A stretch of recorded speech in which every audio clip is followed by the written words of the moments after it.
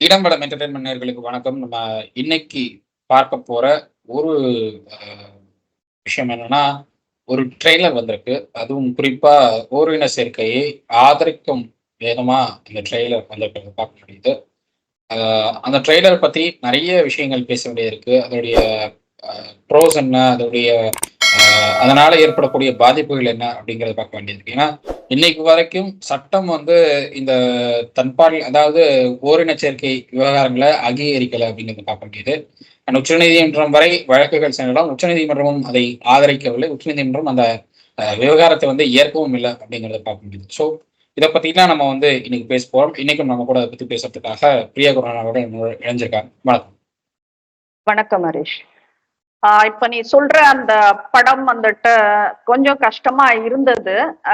நான் ஃபர்ஸ்ட் இனிஷியலா பாக்குறப்போ ஏதோ காதல் பத்தி சொல்றாங்க அப்படின்னுட்டு யோசிச்சேன். காதல் என்பது பொது உடைமைன்னு ஆரம்பிக்கிறாங்க. But initially when they started with the trailer வந்துட்டு அவங்க என்ன சொல்றாங்க, கடல்ல மணல் மாதிரி அழுத்தி எல்லாம் பிடிக்க கூடாதுன்னா these are all the things நம்ம ஏற்கனவே வந்துட்டு எல்லாருமே சொல்ற ஒரு விஷயம் தான். எப்பவுமே அன்பும் பாசமும் வந்துட்டு ரொம்ப அழுத்தி பிடிக்க கூடாது, விட்டுட்டாக்கா அது நமக்கானதுனாக்க திரும்ப வரும்ன்ற மாதிரி டைலாக்ஸ் எல்லாம் சேர்ந்து வந்ததுதான் அந்த வார்த்தைன்றத பாக்குறேன். பட் அந்த வாய்ஸ், அந்த டோனு, அந்த என்ன சொல்றது கிராஃப் எல்லாமே வந்துட்டு ரொம்ப இனிமையா இருந்தது. கொஞ்சம் என்ன சொல்றது ஒரு நல்ல விஷயமா எனக்கு பட்டது.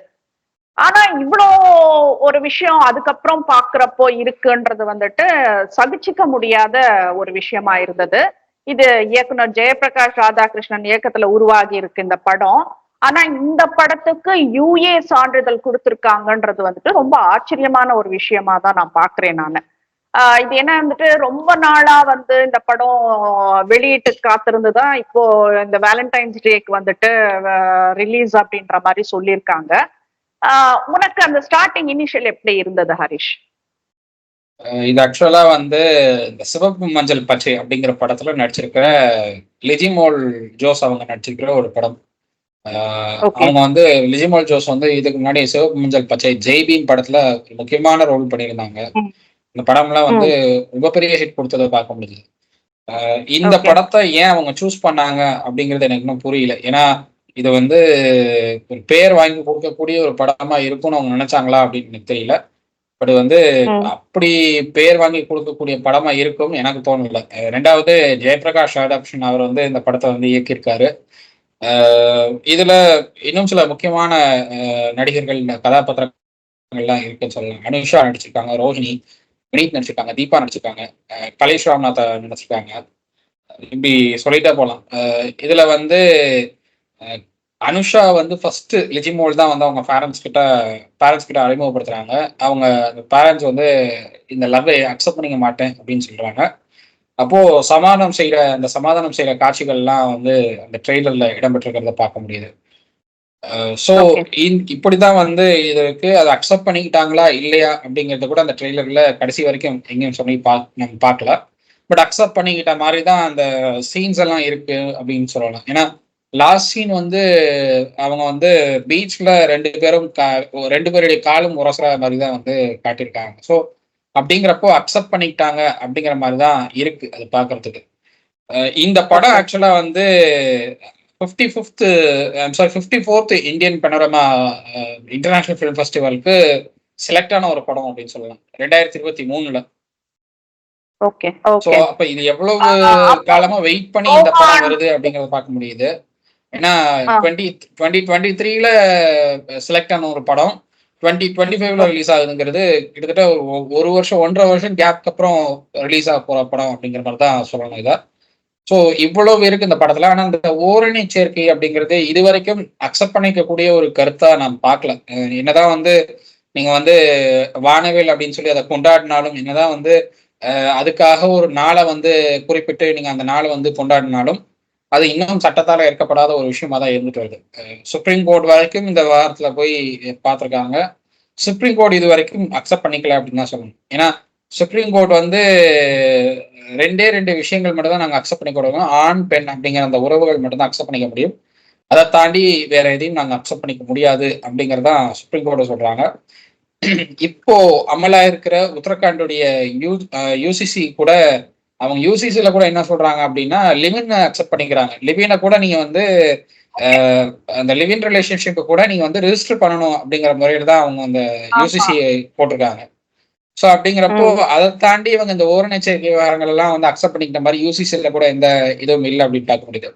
ஸோ அப்படிங்கிறப்போ இதை எப்படி அக்செப்ட் பண்ணிக்குவாங்க அப்படின்னு. ஆனால் கேரளால வந்து இந்த மாதிரியான உறவுகள் அப்படிங்கிறது புதிது இல்லை. நான் நிறைய இந்த மாதிரியான உறவுகள் நிறைய பார்த்துருக்கேன். இன்னும் சொல்ல போனா ஸ்வாப்பிங்ஸ் நிறைய நடந்திருக்கு கேரளால. மனைவியை வந்து இன்னொருத்தருக்கு ஸ்வாப் பண்ணி பண்ணுவாங்க. இதெல்லாம் நிறைய பார்த்துருக்கேன் கேரளால. இது சம்பந்தமான வழக்குகளே நிறைய இருக்கு. நூற்றுக்கும் மேற்பட்ட வழக்குகள் இது சம்பந்தமா இருக்குன்னு பார்க்க முடியுது. ஒரு ரிசார்ட்டையே இதுக்காக வந்து சீல் பண்ணாங்க இடுக்கியில. 2020-21 நினைக்கிறேன் ஒரு ரிசார்ட்டையே சீல் பண்ணாங்க இதுக்காக இடுக்கியில. சோ இப்படிப்பட்ட சிச்சுவேஷன் வந்து கேரளால ஈஸி. பட் அந்த தமிழ்நாட்டுல அதை எப்படி அக்செப்ட் பண்ணிக்குவாங்க அப்படிங்கறத நம்ம வெயிட் பண்ணி தான் பார்க்கணும்னு நினைக்கிறேன். கண்டிப்பா இது தன்பாலின சேர்க்கையாளர்களை மையப்படுத்தின கதைன்றப்போ எதுக்கு இதுக்கு இவ்வளவு இம்பார்ட்டன்ஸ் கொடுக்குறாங்க அப்படின்றது எனக்கு தெரியல. இயற்கைக்கு மாறானது அப்படி அது நல்லாவே தெரியுது. இயற்கைக்கு மாறானதுன்றது வந்துட்டு எல்லாருக்குமே தெரியுது. அப்படி இருக்கும் போது எதுக்கு இவ்வளவு என்கரேஜ்மெண்ட் கொடுக்குறாங்க அதுக்கு அப்படின்றதுதான். இப்போ ஒரு க்ளோஸ் ஃப்ரெண்ட் இருக்காங்க, ஒரு பொண்ணும் வந்துட்டு ரொம்ப க்ளோஸ் ஃப்ரெண்ட்ஸா இருக்காங்கனாக்கா யாரும் எதுவும் சொல்ல போறது இல்லை, இருந்துட்டு போகட்டும்.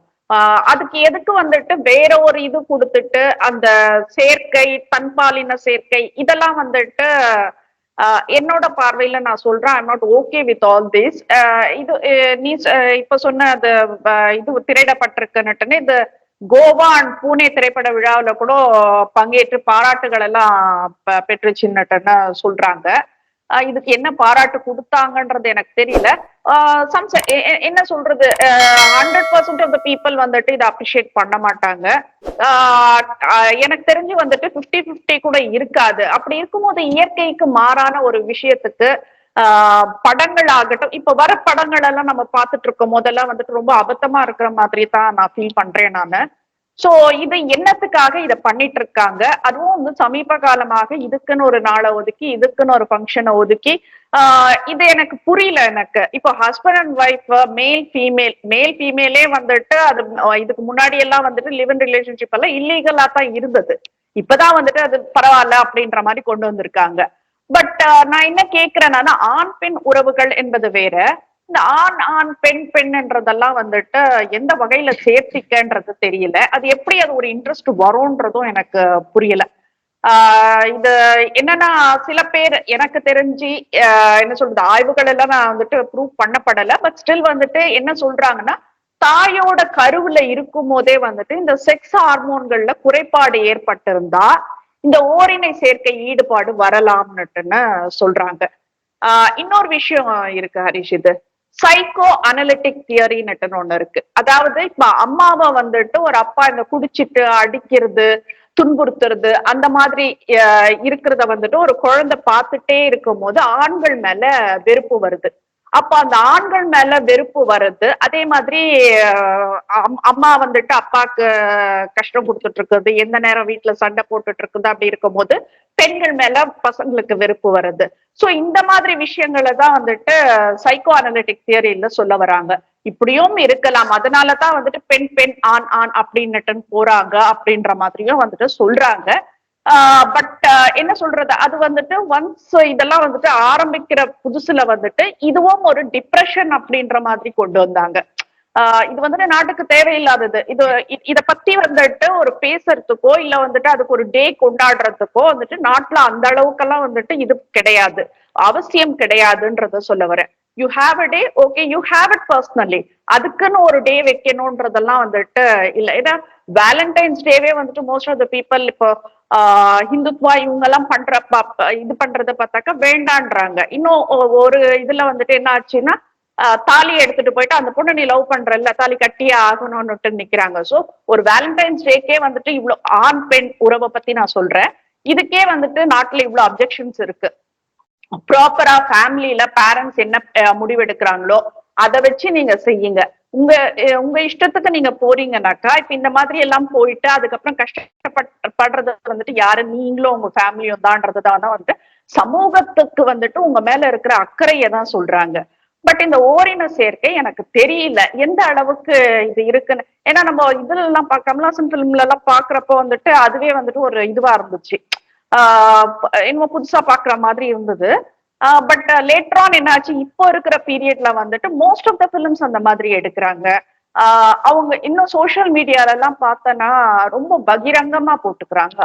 ஹீ ஷீ போடுறது, ஐ லவ்வர் அப்படின்னுட்டு போடுறது, அவங்க கூட இதுல இருக்கேன் அப்படின்னுட்டுன்னு அவங்கள டேக் பண்ணி போட்டுக்கிறது. இதெல்லாம் ரொம்ப எங்க நம்ம போயிட்டு இருக்கோம், நாடு எங்க போயிட்டு இருக்குன்ற மாதிரி ஒரு கேள்விக்குறி வருது. அண்ட் படங்கள் வந்துட்டு இந்த மாதிரி எடுத்து மோட்டிவேட் பண்றாங்களோ அப்படின்ற ஒரு அச்சம் நம்ம கிட்ட இருக்கு. ஏன்னா ஒரு படத்தின் மூலியமா தான் வந்துட்டு எல்லாருமே வந்துட்டு எவ்வளவு விஷயங்கள் தெரிஞ்சுக்கிறாங்க. அப்படி இருக்கும் போது வந்துட்டு படங்களை வந்துட்டு கொஞ்சம் தரமா கொடுத்தாக்கா ஓரளவுக்கு நம்ம அண்டர்ஸ்டாண்ட் பண்ணிக்கலாம். பட் இது வந்துட்டு எனக்கு சத்தியமா புரியல. இதுல இப்ப நீ சொல்ற, நீ லாஸ்ட்ல வந்துட்டு அவங்க காதல் ஜெயிக்குதுன்ற மாதிரி சொல்ற. பட் எனக்கு வந்துட்டு அவங்க அப்பா சொன்ன ஒரு விஷயம் தோணுச்சு. அவங்க அப்பா என்ன சொல்றாரு, நான் என் பொண்ணை மாத்தி காட்டுறேன் அப்படின்றதுதான் சொல்றாரு. அவரு அப்பா ஜெயிச்சாரா இல்ல மகள் ஜெயிச்சாங்களான்றத அடுத்தடுத்து வர இதை வச்சுதான் பார்க்க முடியும். எனக்கு தெரிஞ்சு அப்பா ஜெயிச்சாக்கா படம் நல்லா இருக்கும்னுட்டு தான் என்னோட என்ன சொல்றது வேண்டுகோள். நான் ரொம்ப எதிர்பார்க்கறதும் அதுதான். தேவையில்லாத விஷயங்களை வந்துட்டு புகுத்த வேண்டாம், திணிக்க வேண்டாம்ன்றதுதான் சொல்றோம். Why can't you keep it side, ஒரு சீக்ரெட்டா நீங்க ஏன் வச்சுக்கோங்க, அதை பத்தி யாரும் கேள்வி கேட்க போறது இல்ல. Why you want to portray, இல்ல why you want to make it as a scene அப்படின்றது தான் நான் கேட்கிறேன் நானு. சோ ரொம்ப கஷ்டமா இருக்கு இந்த மாதிரி சப்ஜெக்டுங்க எல்லாம் பாக்குறதுக்கு. உனக்கு எப்படி இருக்கு ஹரிஷ் இது ஓரின சேர்க்கை? நான் இதெல்லாம் வந்து நிறைய பார்த்துருக்கேன். இந்த இது சம்மந்தப்பட்ட நியூஸஸ் எல்லாம் நான் வந்து ரிப்போர்ட் பண்ணியிருக்கேன். கேரளால நான் அந்த ஒரு சேனலுக்கு ஒர்க் பண்ணிட்டு இருக்கும்போது இது சம்மந்தப்பட்ட நியூஸஸ் நிறைய வந்து ரிப்போர்ட் பண்ணியிருக்கேன். அதைத்தான் நான் முன்னாடியே சொன்னேன். ஸ்வாப்பிங் நடந்துட்டு இருக்கு, இந்த மாதிரியான விஷயங்கள் நடந்துட்டு இருக்கு. இதெல்லாம் கேரளால வந்து உங்களுக்கு வந்து ஈஸியா எல்லாம் கடந்து போற ஒரு இதாக தான் பார்க்கப்படுது. பட் அது தமிழ்நாட்டில் அப்படிங்கிறப்போ தமிழ்நாட்டில் அதை வந்து ரொம்பவே வித்தியாசமா அணுகுறாங்க. நீங்க வெஸ்டர்ன் கல்ச்சர் நோக்கி நீங்க நகர்றது ஓகே. பட் வெஸ்டர்ன் கல்ச்சருக்கு வந்து அங்க இருக்கிற கல்ச்சரை அப்படியே நீங்க ஃபாலோ பண்ணணும்னு அவசியம். எது தேவையோ அதை எடுத்துக்கிட்டு தேவையில்லாத நீங்க தூக்கி வேற ஓரத்துல வச்சுறது பெட்டர். ஏன்னா வெஸ்டர்ன் கல்ச்சர் அப்படியே வந்து இந்தியாவில வந்து சூட்டபிள் ஆகுமா அப்படின்னு சொல்ல முடியாது. இன்னைக்கு நீங்க நீங்க இப்ப சொன்ன மாதிரி வேலண்டைன்ஸ் டேக்கு வந்துட்டு ஹிந்து அமைப்புகள் குறிப்பா சிவசேனா வந்து ஒரு போராட்டம் அறிவிப்பாங்க. தாலி கட்டணும் அப்படிங்கிற சொல்லி அந்த ஒரு போராட்டம் அறிவிச்சு அவங்க வந்து தாலியெல்லாம் எடுத்துட்டு போய் கொடுப்பாங்க. கட்டலை அப்படின்னா அது அது ஒரு வேற ஒரு இஷ்யூ ஆகும், ப்ராப்ளம் ஆகும். அது கொலை வரைக்கும் போறது கூட பாசிபிலிட்டி இருக்கு. இருந்ததெல்லாம் நான் பார்த்துக்கேன். நிறைய நியூஸஸ் அப்படி எல்லாம் ரிப்போர்ட் ஆயிருக்கு. இங்க தமிழ்நாட்டுல வந்து காதலர்களை வந்து எதிர்ப்பதா சொல்லி பன்னிக்கு தாலி கட்டின விஷயங்கள்லாம் கூட நடந்திருக்கு. ஸோ அந்த பையனை வந்து பன்றிக்கு தாலி கட்ட சொல்லுவாங்க, பொண்ணை வந்து சேஃபா அனுப்பிச்சிருவாங்க. அந்த பையன் மாட்டிக்குவான். பொண்ணு ஈஸியா தப்பிச்சு போயிடும், ஆனா பையன் மாட்டிக்குவான். பையனை வந்து விட மாட்டாங்க. பையன் வந்து பன்றிக்கு தாலி கட்டணும், அதை வந்து போட்டோ எடுத்து அதை ப்ரெஸ்ஸுக்கு அனுப்புவாங்க. ப்ரெஸ் அதை பப்ளிஷ் பண்ணணும். ஒருவேளை ப்ரெஸ் அதை பப்ளிஷ் பண்ணல அப்படின்னா அடுத்த நாள் ப்ரெஸ்ஸுக்கு வந்து கால் பண்ணி ஏன் பப்ளிஷ் பண்ணன்னு ஒரு மெர்டல் வரும். ஸோ இதெல்லாம் இங்க நடக்கிறது, தமிழ்நாட்டில் நடக்கிறது. இதெல்லாம் நார்த் இந்தியா, மகாராஷ்டிரா உட்பட மற்ற மாநிலங்கள் எல்லாம் வேற மாதிரி நடக்குதுன்னு பார்க்க முடியுது. இது வந்து வேலண்டைன்ஸ் டேக்கு அப்படிங்கிறப்போ நீங்க வந்து இந்த ஓரணை சேர்க்கையை கொண்டாடுகிற நாள் அப்படின்னு ஒன்று நடத்திட்டு இருக்காங்க. இப்போ கூட இங்க ப்ரைட் டேன்னு ஒன்று நடந்துச்சு சென்னையில. அதுல வந்து நீங்க நீங்க போடுற ட்ரெஸ்ஸு கூட அவ்வளவு நல்லா இல்லைன்னு தான் நான் சொல்றேன். ஒரு ஆண் வந்து எப்படி ட்ரெஸ் பண்ணணும் அப்படிங்கிற அந்த ஒரு சென்ஸ் இருக்கணும். அது இல்லை இங்க யார்ட்டையும். ஒரு பெண் எப்படி ட்ரெஸ் பண்ணணுங்கிற சென்ஸ் இருக்கணும். உங்களுக்கு வந்து ட்ரெஸ் பண்ற உரிமைங்கிறது உங்களுக்கு இருக்கு. நீங்க எப்படி வேணாலும் ட்ரெஸ் பண்ணிக்கலாம், அது உங்களுடைய உரிமை. ஆனா வந்து எதை எங்க பண்ணணுங்கிற ஒரு அடிப்படை புரிதல் இருக்கணும். அந்த அடிப்படை புரிதல் இல்லாம நீங்க பண்ணீங்க அப்படின்னா அது கேள்வி எழுப்புறதுல தப்பே இல்லைன்னு தான் நான் பார்ப்பேன். எந்த இடத்துக்கு எந்த ட்ரெஸ் சூட்டபிள் ஆகுங்கிறத புரிஞ்சுக்கிட்டு நீங்க ட்ரெஸ் பண்ணா ஓகே. பட் வந்து நான் இப்படிதான் ட்ரெஸ் பண்ணுவேன், பார்க்க முடிஞ்சா பாரு, இல்லைன்னா போனா நாங்க போயிடுவோம், உங்களுக்கு பிரச்சனை இல்லை. ஆனா நாளைக்கு பிரச்சனைன்னு வந்தா நாங்க யாருமே பின்னாடி வரமாட்டோம். உங்களுக்கு பிரச்சனைன்னு நாளைக்கு ஏதாவது வந்து எனக்கு யாருமே சப்போர்ட்டுக்கு வரல, யாருமே ஹெல்ப்புக்கு வரல, நீங்க வந்து கத்திட்டு இருந்தீங்கன்னா நாங்க யாருமே வந்து பின்னாடி நிக்க மாட்டோம் உங்களுக்கு. நீங்க உங்களுடைய இஷ்டத்துக்கு நீங்க ட்ரெஸ் பண்றீங்க, உங்களுடைய இஷ்டத்துக்கு நீங்க போறீங்க அப்படின்னா நீங்க அதை ஃபேஸ் பண்ணிக்கோங்கன்னு நாங்க மூவ் ஆயிடுவோம். அதுதான் வந்து எல்லாருக்கும் நான் சொல்ல வேண்டிய விஷயமா நான் பாக்குறேன்.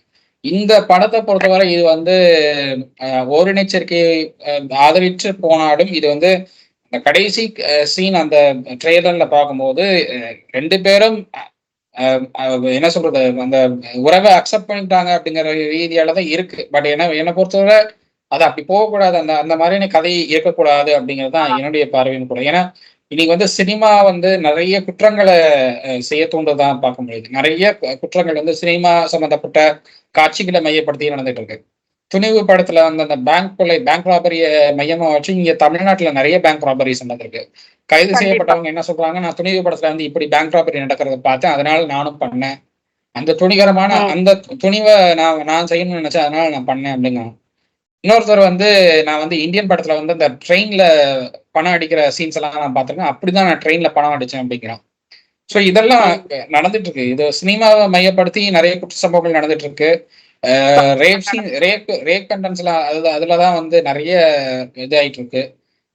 இந்த படத்துக்கு சென்சார் எப்படி வந்து அவ்வளவு ஈஸியா சென்சார் சர்டிபிகேட் எப்படி கொடுத்தாங்கன்னு எனக்கு இன்னும் புரியல. இது வந்து அப்படி அக்செப்டபிளான சப்ஜெக்ட் கிடையாது அப்படிங்கிறப்போ இது எப்படி சென்சார் போர்டு எப்படி அக்செப்ட் பண்ணி கொடுத்தாங்கன்னு தெரியல. வி சேகர் அவர்கள் நேற்று ஒரு பதிவு போட்டிருந்ததை பார்க்க முடிஞ்சது. சென்சார் போர்டுல இங்க இருக்கிற பாஜகனுடைய மாநில தலைவரும் அவரை சார்ந்திருக்கிறவர்களும் பரிந்துரைத்த நபர்களை தான் வந்து நியமிச்சிருக்காங்க தமிழ் இது சார்பா அப்படின்னு சொல்லி அவர் ஒரு ட்வீட் போட்டிருந்ததை பார்க்க முடிஞ்சது. அப்படின்னா இங்க தமிழ் கலாச்சாரத்தை வந்து நீங்க வந்து பாதுகாக்கிறதுக்காக நீங்க அங்க இல்லையா அப்படிங்கிற ஒரு கேள்விதான் எழுப்ப விரும்புறேன் நான். ஏன்னா வி சேகர் சார் பார்ட்டா இருந்தப்போ, வி சேகர் சார் வந்து சென்சார் போர்டோடைய பார்ட்டா இருந்தப்போ அப்போ இந்த மாதிரியான படங்கள் எதுவுமே வெளியில வரல. ரெண்டாவது குறிப்பிட்ட வார்த்தைகள் எல்லாமே தவிர்க்கப்படும். அதுக்கே நான் கேள்வி கேட்டேன். படம் பண்றது வந்து அவங்களுடைய உரிமை. எந்த காட்சி தேவை எந்த காட்சி தேவையில்லைன்னு நீங்க இப்ப முடிவெடுக்கலாம், ஓகே. பட் எல்லாத்தையும் நீங்க கட் பண்ணணும்னு சொல்றது எந்த வகையில பீட் போட்டுக்கலாம், மியூட் போட்டுக்கலாமே அப்படின்னு சொன்னதுதான் அன்னைக்கு அதுக்குதான் சென்சார் போர்டு இருக்கு, சென்சார் போர்டு அதை பாத்துக்குவாங்கன்னு எனக்கு ரிப்ளை பண்ண V Sekar sir. Okay. So இன்னைக்கு வந்து நீங்க எல்லா வார்த்தையும் நீங்க அலோவ் பண்றீங்க, எல்லா காட்சிகளையும் நீங்க அலோவ் பண்றீங்க. நீங்க நான் அலோவ் பண்ணணும்னு சொல்லல, எது தேவையோ அதை வச்சுக்கிட்டு தேவையில்லாததுக்கு பீப் போட்டுக்கோங்க இல்ல மியூட் பண்ணிக்கோங்கிறேன் நான்.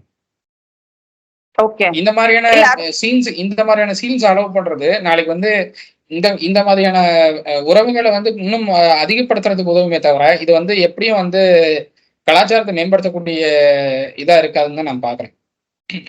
கண்டிப்பா. இப்ப நீ சொன்ன மாதிரி இப்ப நிறைய எக்ஸாம்பிள் சொன்னதுல இப்ப நான் சமீபத்துல சொன்னதுதான் தெலுங்கானால நடந்த ஒரு கொலை கூட, அந்த குக்கர்ல துண்டு துண்டா மனைவியை வெட்டி போட்டு வேக வச்சது கூட நஸ்ரியாவோட சூக்ஷ்ம தர்ஷினி படம் பார்த்துட்டு தான் பண்ணேன்னுட்டுன்னா ஒரு வாக்குமூலம் கொடுத்திருக்காரு. சோ ஒரு பிலிமா வந்துட்டு ப்ராப்பரா கொண்டு போங்க ஏன்னா இப்ப வந்துட்டு ஃபுல்லா என்ன நடக்குதுன்றத பார்த்துட்டு அதுக்கு ஏத்த மாதிரி செய்யற மாதிரி தான் இருக்காங்க. சோ அப்படி இருக்கும் போது நம்மளுக்கு ஒரு ரெஸ்பான்சிபிலிட்டி இருக்கு. பிலிம்னாக்கா சும்மா இல்ல அப்படின்றதுதான். இந்த ஓரின சேர்க்கைக்கு எதுக்கு இவ்வளவு இம்பார்ட்டன்ஸ் கொடுக்குறீங்கன்றது எனக்கு தெரியல. இப்ப அவங்க நடிச்சவங்க வந்துட்டு கேரளா சேர்ந்தவர்கள், ஓகே. தமிழ்நாட்டுல எதுக்கு அந்த கலாச்சாரத்தை கொண்டு வரீங்க? இது கலாச்சார சீரழிவுன்றதான் நான் சொல்ல வரேன் நானு. இதுக்கு முன்னாடி எல்லாம் ஜாதி படங்கள் எடுத்தது, ஆணவ கொலை இதெல்லாம் வந்துட்டு நம்ம பாக்குறப்பெல்லாம் வந்துட்டு கதறிட்டு இருந்த காலங்கள் எல்லாம் இப்ப மாறிடுச்சுன்னு நினைக்கிறேன். இப்ப இந்த ஓரின சேர்க்கைக்கும் இப்போ 2 நாளைக்கு முன்னாடி நாம இன்னொரு படத்தை பத்தி பேசினோம். அந்த மாதிரி வந்துட்டு விஷயங்களுக்காக இப்ப போராட நிலைமைக்கு கொண்டு வந்து விட்டுருக்காங்க எல்லாரும். அரசாங்கம் எதுக்கு இவ்வளோ ஃப்ரீயா விட்டுருக்காங்க அப்படின்றது எனக்கு தெரியல. இதுல இன்னொரு விஷயம் என்னன்னாக்கா, இந்த திருநங்கைகள் திருநம்பிகள் இவங்க வந்துட்டு அது என்ன சொல்றது, ஒரு சாபம். அவங்க எல்லாம் லைக் கடவுள் கொடுத்த சாபம் மாதிரி தான் அது. அவங்க என்ன பண்ண முடியும்? அவங்களோட குற்றம் எதுவுமே கிடையாது. அவங்களுக்கு இயற்கையா அந்த மாதிரி அமைஞ்சிடுச்சு. அவங்க மேல எந்த தப்பும் கிடையாது. ஆனா அவங்களுக்கே வந்துட்டு அங்கீகாரம் இல்லாம தான் இவ்வளவு நாள் இருந்துட்டு இருந்தாங்க. இன்னைக்கு கூட வந்துட்டு ஒருத்தருக்கு வீடு வாடகை கிடைக்கிறதெல்லாம் ரொம்ப கஷ்டமான ஒரு விஷயம் தான், ஒரு திருநம்பிக்காகட்டும் திருநங்கைக்காகட்டும். சோ அவங்களுக்கெல்லாம் நாங்க மரியாதை கொடுக்குறோம். நாங்க உங்களுக்கு வந்து குரோமோசோம்ஸோடைய சேஞ்சஸ்ல தான் வந்து டிரான்ஸ்ங்கிறது அமையுது. அது வந்து இயற்கையா அமையக்கூடிய ஒரு விஷயமா நான் பாக்குறேன். அதுல வந்து இந்த மாதிரியான இப்போ இந்த என்ன சொல்றது, இப்போ இந்த ஓரினச்சேர்க்கை சம்பந்தப்பட்ட விஷயங்கள் எல்லாம் அதுல எனக்கு இன்க்ளூட் ஆகும்னு எனக்கு தோணல. ஏன்னா அது இயற்கை அமையக்கூடியது. அது அவங்களுக்கு வந்து அவங்களே எக்ஸ்பெக்ட் பண்ணிருக்க மாட்டாங்க அப்படின்னு தான் நான் பாக்குறேன். அப்படிப்பட்ட டிரான்ஸுங்கிற அந்த ஒரு கேட்டகரியில வரவங்க அவங்களே அதை எக்ஸ்பெக்ட் பண்ணிருக்க மாட்டாங்க. ஸோ அதுதான் வந்து அது வந்து தனி டாபிக்னு தான் நான் பாக்குறேன். அது இதோட இன்க்ளூட் ஆகுமா அப்படின்னா இல்ல அப்படின்னு தான் நான் பாக்குறேன். அதான் இப்ப டிரான்ஸ்ஜெண்டர்ஸ் எல்லாம் நிறைய பேர் என்கிட்ட பர்சனலா கதறி இருக்காங்க. வேலை ஆக மாட்டேங்குது, ஹாஸ்பிட்டலுக்கு போனா காசு இல்ல. ஆனா எல்லாருமே எனக்கு என்ன கவலைன்னா, இந்த மாதிரியான டிரான்ஸ்ங்கிற அந்த ஒரு கேட்டகரிய திரைப்படங்கள்ல ரொம்பவே கேலி சித்திரமா தான் பயன்படுத்திட்டு இருக்காங்க திரைப்படங்கள்ல. அதை இன்னும் அழகா காட்ட வேண்டிய பொறுப்புல திரைத்துறை இருக்குன்னு தான் பாக்குறேன். நீங்க அவங்கள ஒரு அழகான ஒரு கேரக்டரா காட்டுங்கன்னு பாக்குறேன். அந்த வகையில எனக்கு வந்து ஒரு சில படங்கள் தான் பிடிச்சிருக்குன்னு பாக்குறேன். விஜயாண்டி நடிச்ச ஒரு படம், அதே மாதிரி ராகவா லாரன்ஸ் நடிச்ச ஒரு படம், இந்த மாதிரி 2-3 படங்கள் தான் அங்கங்க இருக்குன்னு நான் பார்க்க முடியுது. பெரிய அளவுல எந்த படங்களும் இல்லைன்னு பார்க்க முடியுது. அண்ட் எங்க பார்த்தாலும் டிரான்ஸ் வந்து பிச்சை எடுக்கிறாங்க, எங்க பார்த்தாலும் அவங்க வந்து பாலியல் தொழில் செய்யறாங்க அப்படிங்கிற மாதிரி தான் காட்டுறாங்களே தவிர, அவங்களுடைய வாழ்க்கை எப்படி இருக்கு அப்படிங்கறதுங்க யாருமே எக்ஸ்ப்ளோர் பண்ணல இது வரைக்கும். அவங்களுடைய வாழ்க்கை எப்படி இருக்குன்னு யாராவது எக்ஸ்ப்ளோர் பண்ணாதான் வந்து அவங்க படுற கஷ்டங்கள் என்னன்னு தெரிய வரும். ஏன்னா இந்த சமூகம் வந்து ஆணையும் பெண்ணையும் ஏத்துக்குச்சே தவிர இவங்களை ஏத்துக்கல இப்போ வரைக்குமே. இவங்க வந்து அரசனுடைய ஒதுக்கீடுகள்ல வாழ்ந்துட்டு இருக்காங்க. அரசு எவ்வளவு ஒதுக்கீடு தருது அதுக்கு ஏற்றபடிதான் இவங்களுடைய வாழ்க்கை அமைஞ்சிட்டு இருக்குன்னு பார்க்க முடியுது. இவங்களுக்கு இன்னும் முறையான வேலை வாய்ப்புகள் கூட பெரிய அளவுல கிடைக்கல. கல்வியும் இன்னும் முறையான அளவுல கிடைக்கல. அப்படிங்கிறப்போ அதை மேம்படுத்துறதுக்கு என்ன பண்ண முடியுமோ அதை திரைத்துறை பண்ணணும். ஆனா அவங்களுடைய கேரக்டர்ஸ் வந்து கேலி சித்திரமா பயன்படுத்திக்கிறது அப்படிங்கிறது எனக்கு தெரிஞ்சு அது எப்படி அக்செப்ட் பண்ணிக்க வந்து. ஏன்னா ஒரு 4 நாளைக்கு முன்னாடியே 5 நாளைக்கு முன்னாடியே தனிதா அவங்க வந்து இன்ஸ்டால ஒரு ஸ்டோரி போட்டிருந்தாங்க. இந்த மாதிரி டிரான்ஸை வந்து எங்களை எங்க அக்செப்ட் பண்ணிக்கிறாங்க அப்படிங்கிற ரேஞ்சுக்கு அவங்க அந்த ஸ்டோரி போட்டிருந்தாங்க. எனக்கு அது பார்க்கும்போது இதுதான் தோணுச்சு. உங்க சினிமாங்கிறது பயன்படுத்த வேண்டிய விதத்துல பயன்படுத்தினாதான் அது வந்து சொசைட்டிக்கு வந்து ஹெல்ப்ஃபுல்லா இருக்கும். சினிமாவை நீங்க வந்து எப்படி வேணாலும் பயன்படுத்திக்கலாம்னு போனீங்கன்னா அது இந்த மாதிரி குற்ற செயல்களுக்கு தான் உதவுமே தவிர அது உண்மையான பயன்பாட்டுக்கு எந்த வகையிலும் பயன்படாதுன்னு தான் நான் பார்க்குறேன். கண்டிப்பா. இப்ப எல்லாருக்கும் ஒரு ஒரு தொழில் இருக்கு, ஒரு ரெஸ்பான்சிபிலிட்டி இருக்குன்றப்போ வந்துட்டு கண்டிப்பா டைரக்டர்ஸ், ப்ரொடியூசர்ஸ் எல்லாம் வந்துட்டு ஒரு ரெஸ்பான்சிபிலிட்டியோட படம் எடுக்கணும்ன்றதுதான் நாங்க கேட்டுக்கிறோம். எவ்வளவு நல்ல படங்கள் இப்ப எல்லாம் வந்துட்டு இருக்கு. அப்படி இருக்கும் போது இது எதுக்கு திருஷ்டிக்கு இந்த மாதிரி ஒரு படங்கள் எல்லாம் பண்ணிட்டு இருக்கீங்க? நீங்க எதுவோ வந்துட்டு பெண்ணுரிமைன்னுட்டுன்னு நினைச்சு தப்பான ஒரு டைரக்ஷன் காட்டிட்டு இருக்கீங்க சமுதாயத்துக்குன்றதுதான். தயவு செய்து என்ன சொல்றது, படத்தை நீக்கவும்ன்றதா சொன்னேன். இன்கேஸ் அந்த பொண்ணு வந்துட்டு அவங்க அப்பா நான் மாத்தி காட்டுறேன்னு சொன்ன மாதிரி சொல்லி அந்த பொண்ணை மாத்தி இருந்தால் இந்த படம் வெளிவரதுல எங்களுக்கு எந்த பிரச்சனையும் இல்லை. பட் ஆனா வந்து அந்த பொண்ணோட காதல் தான் ஜெயிக்குது, அந்த பொண்ணு தான் ஜெயிக்கிறான்னா சொசைட்டிக்கு இதை அக்செப்ட் பண்றதுக்கு கொஞ்சம் கஷ்டமான விஷயமா இருக்குது. அப்படிங்கிறது உங்களுக்கு வந்து ஆணுக்கு பெண் சமம் அப்படிங்கிறது தான் அந்த கான்செப்ட் தான் வந்து பெண்ணுரிமை அப்படின்னு பாக்குறேன். அதுல வந்து உங்களுக்கு கல்வி, வேலை வாய்ப்பு, பொருளாதாரம் 3 தான் வந்து வருது. இதுல இந்த மாதிரியான ரிலேஷன்ஷிப்ஸ் வந்து பெண்ணுரிமையில வராது அப்படிங்கிறது என்னுடைய பார்வை. ஏன்னா இது வந்து பெண்ணுரிமைக்கான இதுலயும் வராது, ஆணுரிமைக்கான இதுலயும் வராது. இது இது இது ஆக்சுவலா நான் எப்படி பாக்குறேன் அப்படின்னா, இந்த ஓரணெச்சரிக்கை அப்படிங்கிறத நான் எப்படி பாக்குறேன்னா, இது வந்து ஒரு செக்ஸுவல் சம்பந்தப்பட்ட ஒரு இதா தான் நான் பாக்குறேன். ஒரு செக்ஸுவல் டிசைரா தான் நான் பாக்குறேன். நான் அதை தான் கேட்கிறேன். இப்போ ஃப்ரெண்ட்ஷிப்னாக்கா ஓகே ஹரிஷ், நான் அதை தான் நான் ஃபர்ஸ்டே நான் சொன்னேன். எனக்கு வந்துட்டு இது ரொம்ப இதுவா பேச வேண்டாம்னு நினைச்சேன். But you open the topic. நான் அதை தான் சொல்றேன். ஃப்ரெண்ட்ஷிப்னாக்கா இருந்துட்டு போங்க, அதுக்கு வந்துட்டு யாரும் தப்பு சொல்லல. இது வந்துட்டு செக்ஷுவலா போகுதுன்றப்பதான் அது தப்பா நாங்க பாக்குறோம். அது என்ன சொல்றது, உனக்கு என்ன ரைட்ஸ் இருக்கு பாக்குறதுக்குனாக்கா நீங்க சமுதாயத்துக்கு இயற்கைக்கு மாறா நீங்க செஞ்சுட்டு இருக்கீங்க, சமூகத்துக்கு எதிரா செய்துட்டு இருக்கீங்க. அப்படி இருக்கும் போது நாங்க பேச செய்வோம். ஆணுக்கும் பெண்ணுக்கும் உறவு என்பது வந்துட்டு சமுதாயத்துல ஏத்துக்கக்கூடிய ஒரு விஷயம். பட் பெண்ணுக்கும் ஆணுக்கும்ன்றது எங்களுக்கு அது புரியல. அது நீங்க என்ன பண்ணிட்டு இருக்கீங்கன்றது. ஃப்ரெண்ட்ஷிப்ன்றது வந்துட்டு அன்பு, பாசம், அரவணைப்பு, என்ன தோள் கொடுக்கறது எல்லாம் ஓகே. அந்த மாதிரி ஒரு ஆணும் பெண்ணும் வந்துட்டு ஃப்ரெண்ட்ஷிப்பா இருக்கிறதே வந்துட்டு சமூகம் ஏத்துக்கிறது கிடையாது. அவங்களை எப்பவுமே ஒரு ஆணும் பெண்ணும் க்ளோஸா இருந்தாக்கா அது லவ்வர்ஸ்ன்ற மாதிரி தான் வந்துட்டு கொண்டு போறாங்க. இல்ல கல்யாணமானவர்கள் இது பண்ணாக்கா அது கள்ளக்காதல் வரைக்கும் கொண்டு போறாங்க. பட் இது வந்துட்டு சம்திங் டிஃப்ரெண்ட். இது வந்துட்டு நீங்க எதுக்கு நீங்க ஃபைட் பண்றீங்கன்னாக்கா அந்த செக்ஷுவல் இதுக்காக தான் நீங்க ஃபைட் பண்ணிட்டு இருக்கீங்கன்ற மாதிரி தான் நான் பாக்குறேன் நானு. So your opinion Harish? நான் அதான் சொல்றேன், செக்ஷுவல் டிசைர்க்காக மட்டும் தான் இது போயிட்டு இருக்குன்னு நான் பாக்குறேன். இது வந்து பெண்ணுரிமையில இது வராது, இது அதுக்குள்ள அடங்காது அப்படின்றதான் நான் பாக்குறேன். நான் பெண்ணுரிமைங்கிறது கல்வி, பொருளாதாரம், அதை தாண்டி வேலை வாய்ப்பு, இது 3 தான் வந்து பெண்ணுரிமையில அடங்கும். ஏன்னா ஆணுக்கு நிகர் பெண்ணுங்கிறது அந்த 3 கேட்டகரியில தான் வருது. வேற எதுலயும் வந்து ஆணுக்கு நிகர் பெண்ணுங்கிற அந்த இதுல கான்செப்ட் ஒத்து போகாதுன்னு தான் நான் பாக்குறேன். சோ இப்போ அந்த பெண்ணுரிமைங்கிறத நீங்க காப்பாற்ற வேண்டிய அவசியம் இல்லை. எல்லா துறையிலயும் வந்து பெண்கள் இருக்காங்க. ஆண்களை விட பெண்கள் அதிகம் சம்பாதிக்கிறாங்க. இன்னைக்கு வந்து அதை அக்செப்ட் பண்ணிக்கக்கூடிய இடத்துலயும் ஆண்கள் இருக்காங்க. ரெண்டாவது கல்வியிலையும் வந்து பெண்கள் சிறந்த ஒரு முன்னேற்றத்துல இருக்காங்கன்னு பார்க்க முடியுது. இன்னைக்கு வந்து 10th and 12th எக்ஸாம் ரிசல்ட்ஸ்லாம் வருது அப்படின்னா ஆண்களை விட பெண்கள் தான் அதிக அளவுல சாதிக்கிறாங்கன்னு பார்க்க முடியுது. ஆமா அவங்களுடைய ஆமா பெர்சன்டேஜ் நம்பர்ஸ்லாம் வந்து அதிகமா இருக்கு. ஸோ அப்படிங்கிறப்ப எல்லா நீங்க இந்த பெண் உரிமை சம்பந்தப்பட்ட 3 கேட்டகரியிலுமே வந்து பெண்கள் வந்து பெரிய அளவுல சாதிக்கிறாங்கிறப்போ எனக்கு தெரிஞ்சு நீங்க அதை அச்சீவ் பண்ணிட்டீங்கன்னு தான் நான் பார்க்குறேன். அந்த அந்த ஒரு கோலை நீங்க அச்சீவ் பண்ணியாச்சு. இதுக்கு மேல நீங்க பெண் உரிமை தூக்கிட்டு போனீங்க அப்படின்னா அது எந்த டாபிக்கை நீங்க எடுத்துட்டு போறீங்க அப்படிங்கிறத பொறுத்து தான் மக்கள் அதை பார்ப்பாங்க அப்படின்னு நான் பார்க்குறேன். ஸோ கண்டிப்பா அந்த கண்டிப்பா. டாபிக்ல இது இது அடங்குமா அப்படின்னா இல்ல அப்படிங்கிறது தான் என்னுடைய பார்வை. சோ பாப்போம் அடுத்த என்ன டீசர் வருது. ஏன்னா நம்மளுக்கு ஒரு 2 நிமிஷம் ட்ரெய்லரை வச்சு ஒண்ணும் பேச முடியாது. சோ எனக்கு வந்துட்டு இன்னும் அந்த ஒரு ஒரு வருத்தம் இருந்துட்டே தான் இருக்கு. ஒரு குழப்பம் இருந்துட்டே தான் இருக்கு. அந்த அப்பா ஜெயிக்கணும்ன்றது தான் என்னோட கோரிக்கை. சோ லெட்ஸ் see அது அடுத்து என்ன வருதுன்னுட்டு பார்த்துட்டு பேசுவோம் ஹரிஷ். கண்டிப்பா. நன்றி. நன்றி.